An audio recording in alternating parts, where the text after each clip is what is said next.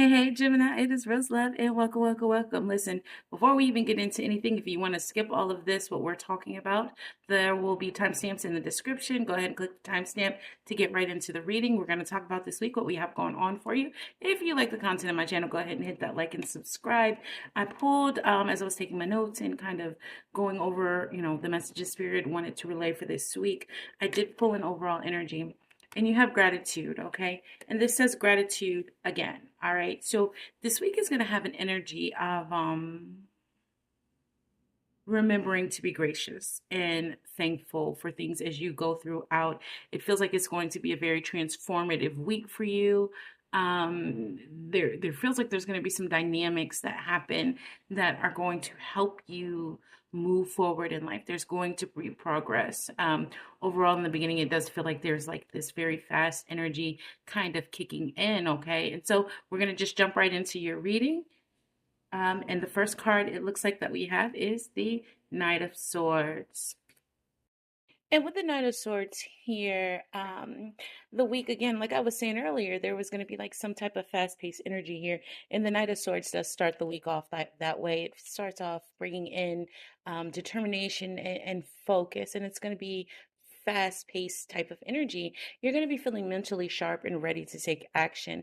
This card represents swift movement and a drive to pursue what it is that you want, whether it's a career opportunity, a personal goal, or a big decision. You're going to be charging full speed ahead with clarity and confidence. But Gemini, you do need to be cautious here, okay?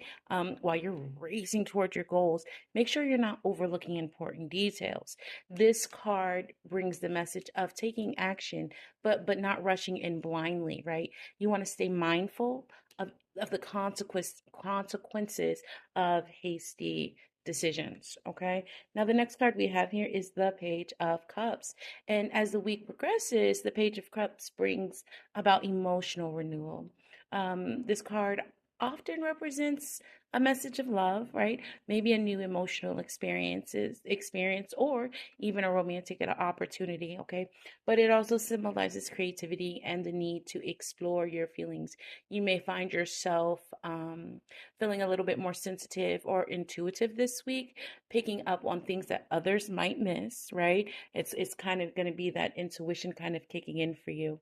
Um, with this card, you want to keep your heart open and embrace any new relationships or opportunities that to connect emotionally. That's going to help you connect emotionally. This card brings about a message of being open to unexpected emotional or creative experiences. Let your heart guide you. Toward new possibilities. Okay, now the next card we have here is the Two of Wands. And the Two of Wands, this indicates that you're kind of at a crossroads with things. Gemini, you're in this powerful position to kind of make plans for the future, but it's now time to choose your direction. This card signifies looking at the bigger picture and deciding where you want to invest your time, your energy. You may feel between two options, like you have two options, two ways to go, and perhaps a decision between staying in your comfort zone or taking a leap into the unknown, right? And perhaps that's what the decision is, those choices. Now, this card brings about a message of planning and decision making. Take a moment to reflect on where you're headed and ensure it aligns with your long term goals. All right, so next we have the Two of Cups. Now, things are going to heat up. Hey, with the Two of Cups, this is a card of union and partnership and emotional connection, right? So, this week you could experience a deepening of relationships, whether romantic or platonic. The Two of Cups brings harmony. It's going to bring mutual respect and balance in partnerships. So, if you're single, okay, this could mean the beginning of a significant relationship, or it might signify a soul level connection with someone important. Okay, in a in work or friendships, it could mean collaboration that kind of flows with ease, which is also a beautiful thing, right?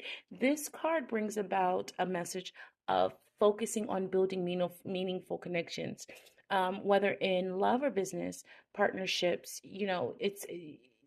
Partnerships are set to flourish, right? So whether in love or business, things are going to um, flourish and kind of be really beautiful for you when it comes to partnerships. All right. Now, the next card we have here is the death card, right? I know, the dreaded death card. Uh, but midweek, the death card appears. And this is not to alarm you, but to kind of signal a major transformation. This is time to let go of the old and to welcome in the new. You might experience the end of a situation, belief, or phase of life that no longer serves you. Getting rid of things that no longer serve you is always a beautiful thing because it allows the next level. While endings can be challenging, they also make room for new growth and opportunities, right? So you want to embrace this period of change, Gemini, because the universe is pushing you towards a rebirth of a brighter path, of a brighter way of being, of living, right? So this card brings about the message of releasing what holds you back and embracing transformation, embracing change, being gracious. Again, we have this gratitude again, being gracious for the things that are changing and learning. Um, and allowing a new chapter, right? Allowing a new chapter to unfold and bringing new energy into your life. Now, the next card we have here is the Queen of Cups.